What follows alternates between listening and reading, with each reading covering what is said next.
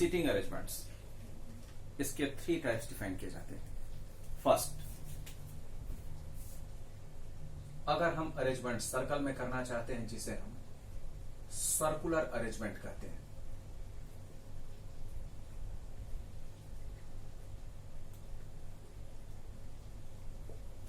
Second, अगर हम arrangements rectangle में करना चाहते हैं जिसे रेक्टेंगुलर अरेंजमेंट कहते हैं।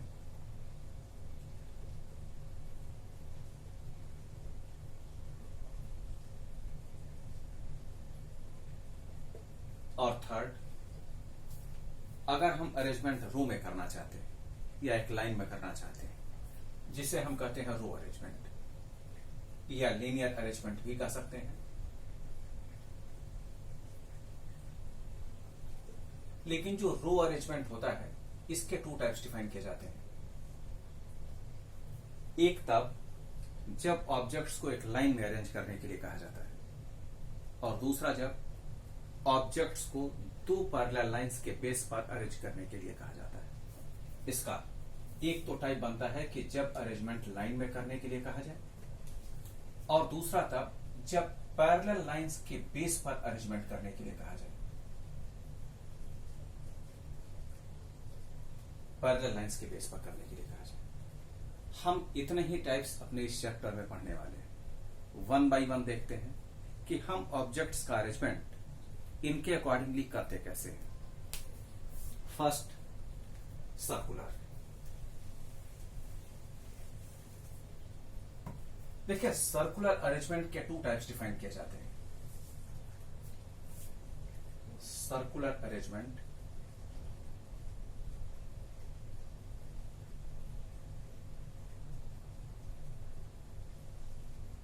इसके 2 टाइप्स डिफाइन किए जाते हैं। एक तब जब ऑब्जेक्ट सभी सेंटर की तरफ फेस करके बैठे हों, ओरिजिन की तरफ फेस करके बैठे हों। दूसरा तब जब सारे ऑब्जेक्ट्स बाहर की तरफ फेस करके बैठे हों।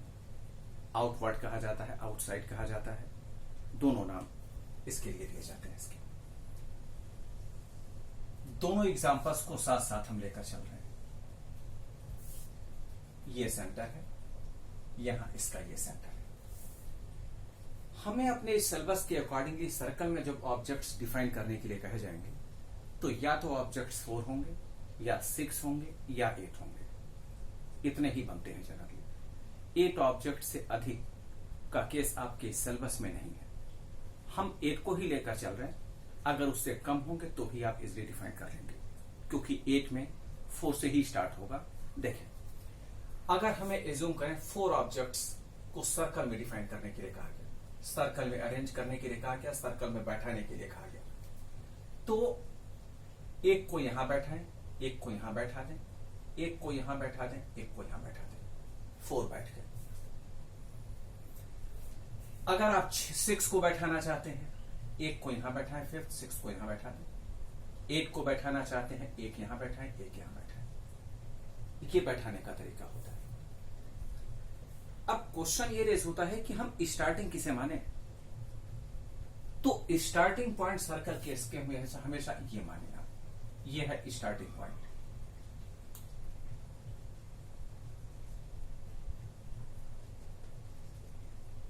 मीनिंग आप क्वेश्चन में दिए गए स्टेटमेंट में जो पहला ऑब्जेक्ट है उसको यहीं रखें और यहीं से ऑपरेशन आप शुरू कर दें। इस एग्जांपल में हमने ये जूम किया है कि ये सेंटर के तरफ सारे ऑब्जेक्ट्स फेस करके बैठे हैं। तो अब क्वेश्चन ये रेज हुआ कि अगर ये सारे ऑब्जेक्ट सेंटर के तरफ ही फेस करके बैठे हों, ये इनसाइड का केस है। तो इनसाइड के केस में जो ये पर्सन बैठेगा उसका राइट ये होगा, लेफ्ट ये होगा, क्योंकि हम जब भी ऑब्जेक्ट्स का अरेंजमेंट करेंगे तो उसमें कहा जाएगा left to A, right to B.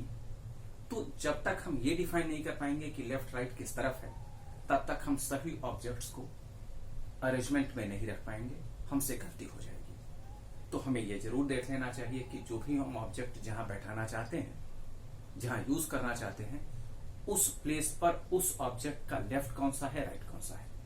तो अगर ऑब्जेक्ट सेंटर की तरफ फेस करके बैठे हैं तो जो हमारा राइट है वह इस पर्सन का भी राइट होगा और जो हमारा लेफ्ट है वह इसका भी लेफ्ट हो जाएगा। सिमिलरली यहां जो पर्सन बैठा है, क्योंकि सभी ऑब्जेक्ट्स सेंटर की तरफ ही फेस करके बैठे हैं, तो ऐसे किसी भी एग्जांपल में हमें यह देख लेना चाहिए लेफ्ट राइट कौन सा है। अगर हम इस एग्जांपल को कंसीडर करें, इस ऑब्जेक्ट को कंसीडर करें,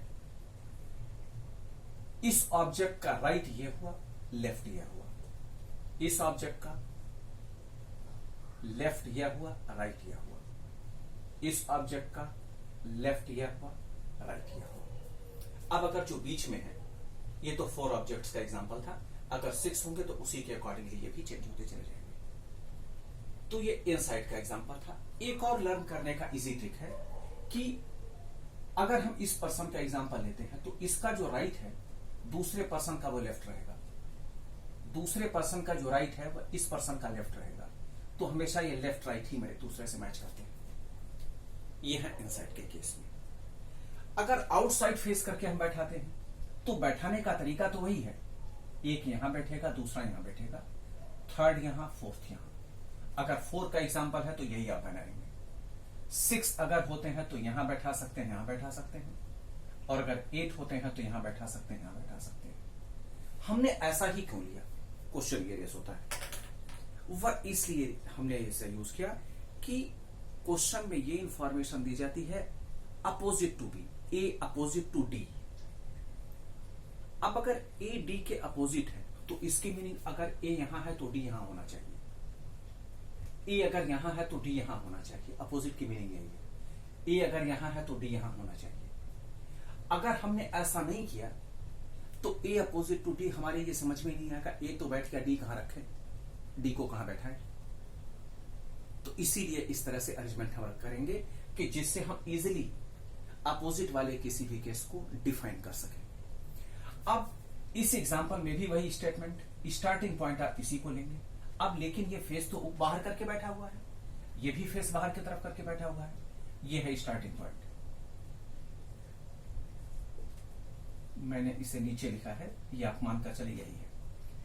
अब क्या होगा, जब सेंटर की तरफ फेस करके ना बैठे हों ऑब्जेक्ट्स, बाहर की तरफ फेस करके बैठे हों, तो जो नॉर्मल पर्सन का होता है, जो हमारा है, हमारा जो लेफ्ट है या हमारा जो राइट है वह इसका अपोजिट हो जाएगा।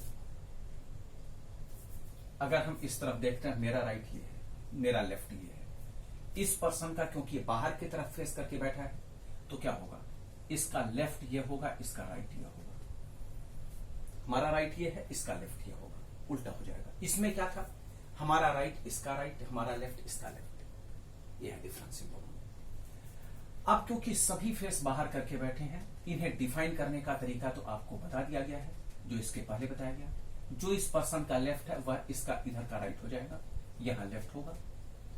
इधर लेफ्ट राइट अगर हम डिफाइन करें तो ये लेफ्ट है, ये राइट होगा, और ये लेफ्ट होगा। इधर अगर डिफाइन करें तो ये लेफ्ट है तो ये राइट हो जाएगा, और ये लेफ्ट हो जाएगा। तो अगर हम ऑब्जेक्ट्स को सर्कल में बैठाते हैं तो ये आउटवर्ड या आउटसाइड दोनों वर्ड्स इसके लिए सही हैं। तो इस तरह से हम ऑब्जेक्ट्स को सर्कल में बैठाते हैं। अगर सर्कल की तरफ ऑब्जेक्ट्स फेस करके बैठे हों तो भी इस तरह से, और अगर बाहर की तरफ फेस करके बैठे हों तो इस तरह से। हमें बेसिकली सीटिंग अरेंजमेंट्स में यही देखना है कि कौन किसके लेफ्ट है, कौन किसके राइट है, कौन कहां बैठ रहा है, कौन किसके अपोजिट है। जितने जल्दी और इजिली हम ये सीख लेंगे, सीटिंग अरेंजमेंट्स के सारे क्वेश्चन सॉल्व हो जाएंगे। अब क्योंकि यही वर्ड्स बनने वाले हैं, ध्यान से सुने मैंने क्या कहा, कौन किसके लेफ्ट है, कौन किसके राइट है, कौन किसके अपोजिट है, यही बनने वाले हैं। तो अगर हम ये सीख लें कि जब वह सेंटर की तरफ फेस करके रहेगा तो लेफ्ट राइट क्या होगा, कौन किसके अपोजिट होगा, और अगर बाहर की तरफ फेस है तो लेफ्ट राइट क्या होगा और अपोजिट कौन होगा, तो शायद हमसे सारे क्वेश्चन सीटिंग अरेंजमेंट्स के हो जाएंगे। तो सर्कल के केस में केवल यही 2 केसेस बनते हैं, इससे अधिक कोई केस ही नहीं बनता। इससे आप अच्छी तरह से देख लेंगे, एक बार लिखकर प्रैक्टिस भी कर लेंगे कि लेफ्ट राइट क्या होगा, जिससे आप क्वेश्चन पढ़ते ही ऑब्जेक्ट्स के सीटिंग अरेंजमेंट्स को सर्कल में इजिली डिफाइन कर सकें। दूसरा केस आता है जब हम ऑब्जेक्ट्स को रेक्टेंगल में बैठाते हैं।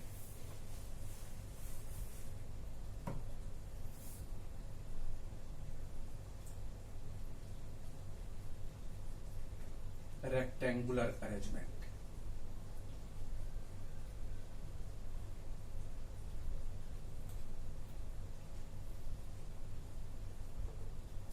रेक्टेंगुलर अरेंजमेंट में भी जो बनते हैं ऑब्जेक्ट्स वह या तो 4 बनेंगे या 6 बनेंगे या 8 बनेंगे। क्योंकि ध्यान दें, सर्कल में या रेक्टेंगल में इवन के केसेस ही बनते हैं, लेकिन जब लाइन में ऑब्जेक्ट्स डिफाइन किए जाते हैं तो वह ऑड भी हो सकते हैं। तो इसे भी हम दो तरह से यहां डिफाइन कर रहे हैं। यहां देख लें एक बार, अगर हम ऑब्जेक्ट्स को रेक्टेंगल में डिफाइन करना चाहते हैं तो ये देखें, एक प्लेस तो ये हुआ, एक प्लेस ये हुआ, एक प्लेस ये हुआ, एक प्लेस ये हुआ, कॉर्नर के 4 तो हो गए। अगर आप 8 को बैठाना चाहते हैं, एक यहां है, एक यहां, एक यहां बैठा देंगे, एक यहां बैठा देंगे। हमेशा ये ध्यान रहे अपोजिट इनका क्रॉस मैच होना चाहिए। ऐसा आप कभी नहीं करेंगे कि ये रेक्टेंगुलर बैठा, एक यहां बैठा या एक यहां बैठा, एक यहां बैठा दिया, एक यहां बैठा दिया, पता ये चला इसके अपोजिट करेंगे, कुछ है नहीं, गायब है। ये नहीं होना चाहिए, फिर इससे आपके क्वेश्चंस का सॉल्यूशन गलत हो जाएगा। इसलिए ऐसी गलती कभी ना करें। अरेंजमेंट करने का तरीका यही रखें रेक्टेंगल। और एक बार फिर वही स्टेटमेंट, अगर ये सभी सेंटर की तरफ फेस करके बैठे हैं तो उस केस में इसका राइट जो अभी हम सर्कल में यूज कर रहे थे वही यहां भी हो जाएगा, ये राइट ये लेफ्ट। इसी तरह से इसका भी, ये राइट है तो इसका यहां लेफ्ट हो जाएगा और ये राइट हो जाएगा। सेम अप्रोच, ये राइट है इसका लेफ्ट हो जाएगा। ये लर्न करने का ट्रिक है। और इस केस में यहां हो जाएगा, ये राइट है ये लेफ्ट है, ये लेफ्ट हो जाएगा, ये मैच कर जाएगा। इसी तरह से यहां भी हम डिफाइन कर सकते हैं इसका सेम अप्रोच। अगर हम रेक्टेंगल में ऑब्जेक्ट्स को बैठा तो रहे हैं, 8 ऑब्जेक्ट्स भी हैं, लेकिन वो सारे बाहर की तरफ देख रहे हैं, तो बैठाने का तरीका तो इसी तरह से है। 4 इस तरह से बैठ जाएंगे, 5 6 7 8। अब अगर ये बाहर की तरफ बैठ रहे हैं तो जो केस, जो एग्जांपल, जो स्टेटमेंट मैंने सर्कल के लिए कहा है वह यहां भी लग जाएगा। इधर क्या होगा, अपोजिट, ये लेफ्ट हो जाएगा, ये राइट हो जाएगा, क्योंकि बाहर की तरफ बैठ रहा है, बाहर की तरफ फेस करके बैठ रहा है। ठीक इसका अपोजिट, जैसे इसका लेफ्ट है तो ये राइट हो जाएगा और ये लेफ्ट हो जाएगा। सिमिलरली सेम अप्रोच, ये राइट हो जाएगा और ये लेफ्ट, और इसी तरह से ये भी हो जाएगा, ये राइट और ये लेफ्ट।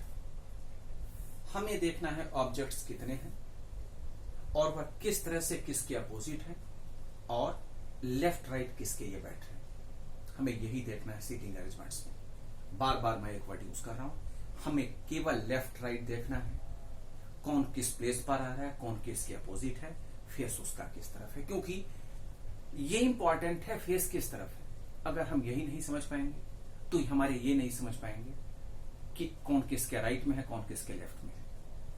अगर मैं फेस इस तरफ करके हूं तो इधर जो बैठेगा वो मेरे राइट में बैठेगा, इधर जो बैठेगा वो मेरे लेफ्ट में बैठेगा। लेकिन अगर मैंने फेस इस तरफ कर दिया तो जो इधर बैठा वो राइट हो गया, इधर बैठने वाला लेफ्ट हो गया। तो इसीलिए मैंने ये एग्जांपल आपको बताया है, क्योंकि अगर ये कॉन्सेप्ट क्लियर हो गया तो लेफ्ट राइट समझना आसान हो जाएगा। हम जल्दी और इजीली आंसर को अटेम्प्ट कर सकते हैं, हम जल्दी आंसर पा सकते हैं। अब हम आते हैं कि अगर ऑब्जेक्ट्स एक लाइन में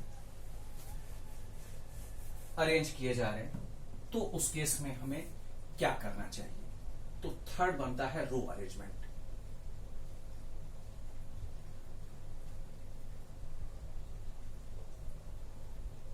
रो अरेंजमेंट मैंने कहा 2 तरीके से बनते हैं, एक तो लाइन में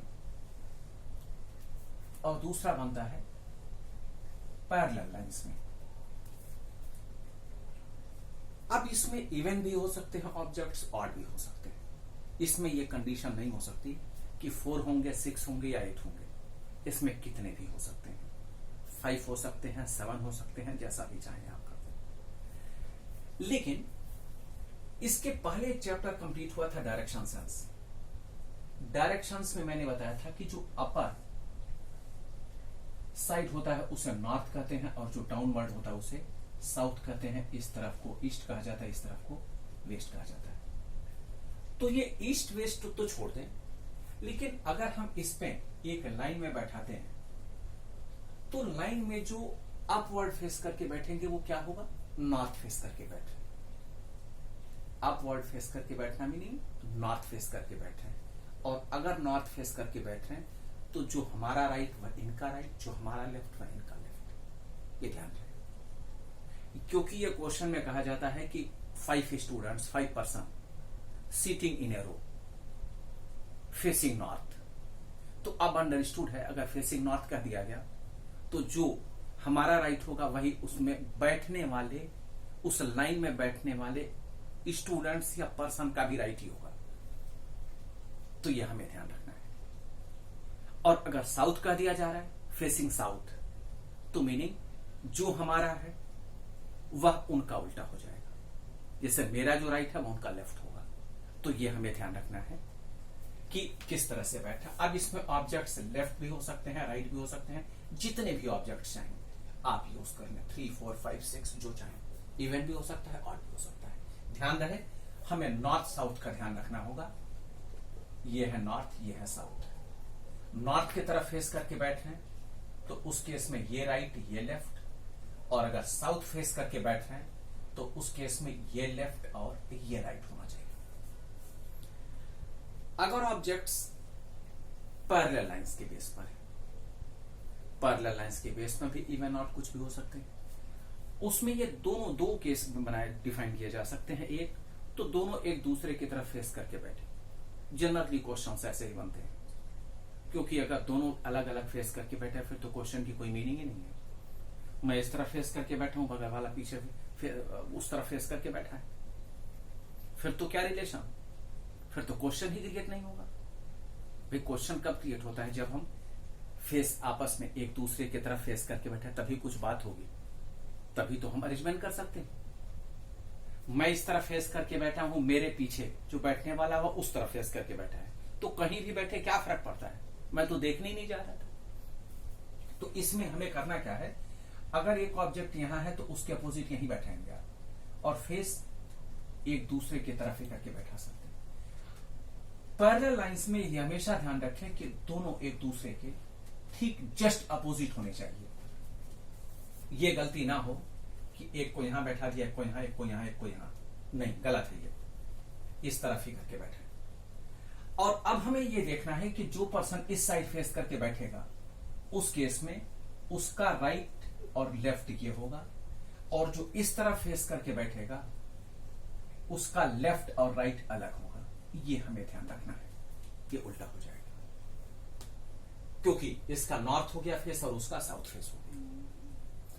जितने जल्दी और इजीली ये आपके समझ में आ जाएगा, क्योंकि मैं बार बार एक वर्ड यूज कर रहा हूं कि हमें इस पूरे चैप्टर में सीटिंग अरेंजमेंट्स में हमें केवल 3 वर्ड्स पर फोकस करना है। क्या, लेफ्ट राइट कौन किसका है, दूसरा कौन किसके अपोजिट है, और तीसरा जो हम ऑब्जेक्ट्स यूज करने वाले हैं, बैठाने वाले हैं, वो सर्कल में है, रेक्टेंगल में है या लाइन में है। अगर इन तीनों पर आपका कॉन्सेप्ट क्लियर है तो किसी क्वेश्चन को सॉल्व करने में कंफ्यूजन नहीं होगी।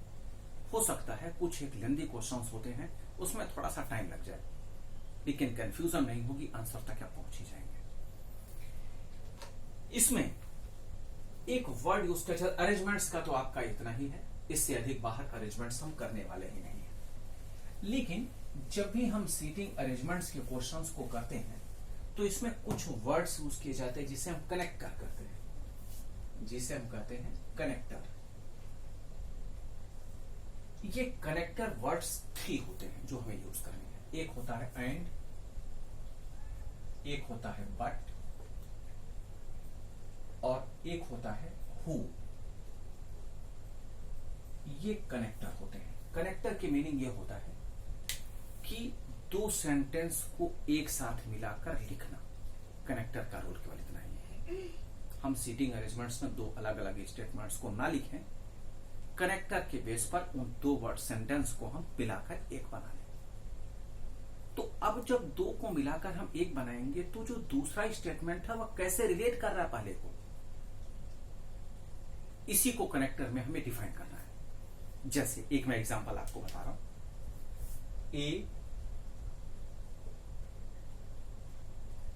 is second to the right of B and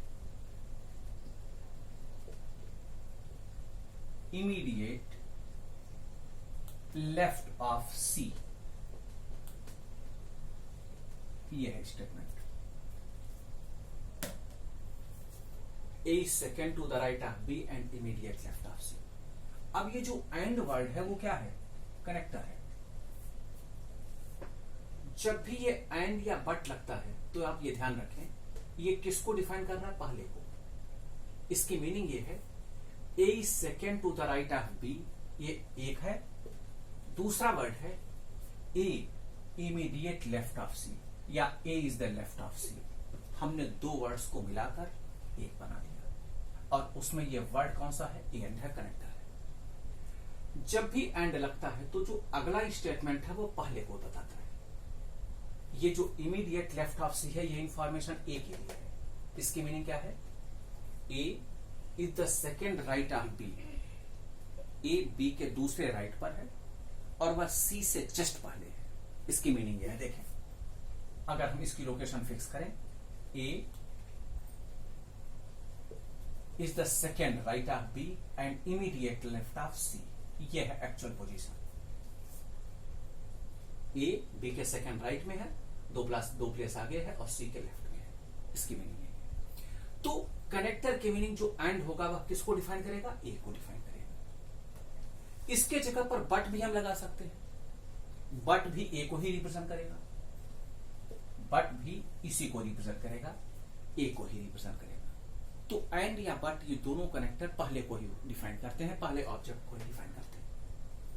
who किसको करता है, चलिए इसे भी देख लेते हैं। अगर मैं ये कह दूं A is second to the left of, या राइट ऑफ ही लिखे, राइट ऑफ बी, हु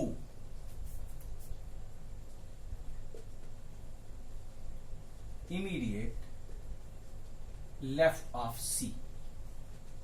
इसकी मीनिंग क्या है, A second to the right of B, who immediate left of C. अब ये जो हु है ये इस बी को बता रहा है। हु किसको बता रहा है, बी को। A second to the right of B, A B के सेकेंड राइट पर है। Who immediate left of C, ये बी बता रहा है। ये किसको बता रहा है, बी को। बी मीनिंग बी लेफ्ट में है सी के, यही हमें डिफाइन करना है। तो ये जो कनेक्टर वर्ड्स हैं, एक है एंड, बट और दूसरा ही, ये हमें यूज करने के लिए कहा जा सकता है। ये मैं आपको एक्स्ट्रा ही बता रहा हूं, कोई जरूरी नहीं है कि ये हर एक क्वेश्चन में यूज करने के लिए कहा जाए या यूज आपको करना पड़े। अगर कहीं जरूरत पड़ जाए तो हम इसे यूज कर सकते हैं। इसकी मीनिंग यह होती है कि दो अलग अलग सेंटेंस को मिलाकर एक बनाया गया, जिसे आपको यूज करना है। तो सीटिंग अरेंजमेंट्स में इतना ही है, इसे आप यूज करेंगे, सही अरेंजमेंट में रखेंगे लेफ्ट राइट के केस में, क्वेश्चंस इजीली कंप्लीट हो